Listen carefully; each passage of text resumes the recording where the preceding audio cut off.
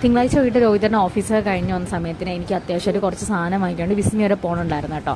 അപ്പോൾ അവിടെ പോയ സമയത്ത് അതോട് ചേർന്ന് തന്നെ ചാട്ടിൻ്റെ ഒരു ചെറിയൊരു കടയുണ്ട്. അപ്പോൾ അവിടെ നിന്ന് ഞാനൊരു പാനിപ്പൂരി രോഹിതൻ്റെ ഒരു വടാപ്പാവും കഴിച്ച് ഞങ്ങൾ നേരെ വിസ്മിൻ്റെ സാധനം വാങ്ങിക്കാൻ പോയി. അത്യാവശ്യം ഞങ്ങൾക്ക് വേണ്ട കുറച്ച് സാധനങ്ങൾ, കണ്ടീഷണർ, ഷാമ്പൂ, ടിഷ്യൂ, അങ്ങനത്തെ കുറച്ച് സാധനങ്ങളൊക്കെ എടുക്കാനായിട്ടോ പോയത്.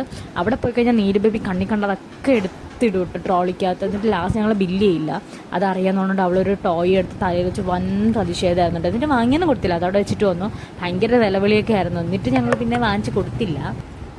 അത് കഴിഞ്ഞ് ഞങ്ങൾ നേരെ വീട്ടിലേക്കാട്ടോ വന്ന. കുറച്ച് പണിയുണ്ട്. അതുമാത്രമല്ല 9 മണിക്ക് രോഹിതൻ്റെ ഡിജിറ്റൽ മാർക്കറ്റിങ്ങിൻ്റെ ക്ലാസ് ഉണ്ട്, ഓൺലൈൻ ക്ലാസ് ഉണ്ട്. അപ്പോൾ ഞങ്ങൾക്ക് പെട്ടെന്ന് വീട്ടിൽ വരണമായിരുന്നു. പിന്നെ അതേ വീട്ടിൽ ഒന്ന് ഡ്രസ്സൊക്കെ മാറിയപ്പോഴേക്കും അച്ഛൻ മന്തി വാങ്ങി വെച്ചിട്ടുണ്ടായിരുന്നു. അപ്പോൾ അത് കഴിച്ചിട്ട് ഇനി ബാക്കി പരിപാടികളാക്കാമെന്ന് വിചാരിച്ചു. മിക്കവാറും എൻ്റെ ഒരു ഈവനിങ് റൊട്ടീൻ ഇങ്ങനെയൊക്കെ തന്നെയാണ്. പിന്നെ അത് കഴിഞ്ഞിട്ട് അമ്മ അലക്കി വെച്ചിരുന്ന ഡ്രസ്സൊക്കെ എടുത്ത് ഞാൻ അലമാരയിൽ മടക്കി വെക്കുകയാണ്. അല്ലെങ്കിൽ അത് അവിടെ തന്നെ ഇരുന്ന് പോകും, ഞാൻ എവിടെയെങ്കിലും എടുത്ത് ഇടുകയും ചെയ്യും.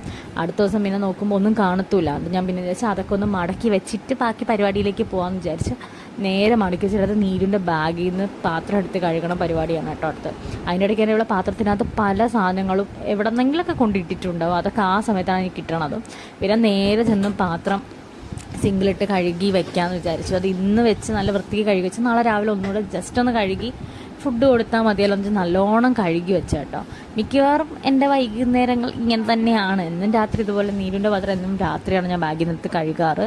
കഴുകിയൊക്കെ വെച്ചിട്ട് ഇനി എനിക്കൊന്ന് കുളിക്കണം, നീലു ബേബീനെ ഒന്ന് ഫ്രഷ് ആക്കണം. അതാണ് അടുത്ത പരിപാടി. അപ്പോഴേക്കും ബിസ്മിന്ന് നൈസായിട്ട് നീലു ഒരു മാലയും ബ്രേസ്ലെറ്റും റിങ്ങൊക്കെ എടുത്ത് വെച്ചിട്ടുണ്ടായിരുന്നു. അപ്പോൾ അതൊക്കെ എടുത്ത് കൊടുത്ത് അവൾ അതൊക്കെ ഇട്ട് കഴിഞ്ഞപ്പോഴേക്കും ഞാൻ ദേ പോയി കുളിച്ചിറങ്ങി ജസ്റ്റ് എൻ്റെ ഒരു സ്കിൻ കെയർ ഒക്കെ ചെയ്ത് ഇനി നീലുവിനെ ഒന്ന് ഫ്രഷ് ആക്കണം, കിടന്നുറങ്ങണം, അത്രയേ ഉള്ളൂ. അപ്പോൾ ഇതൊക്കെയാണ് ഇന്നത്തെ വിശേഷം. അപ്പോൾ അത്രയേ ഉള്ളൂ. Tata bye bye, see U.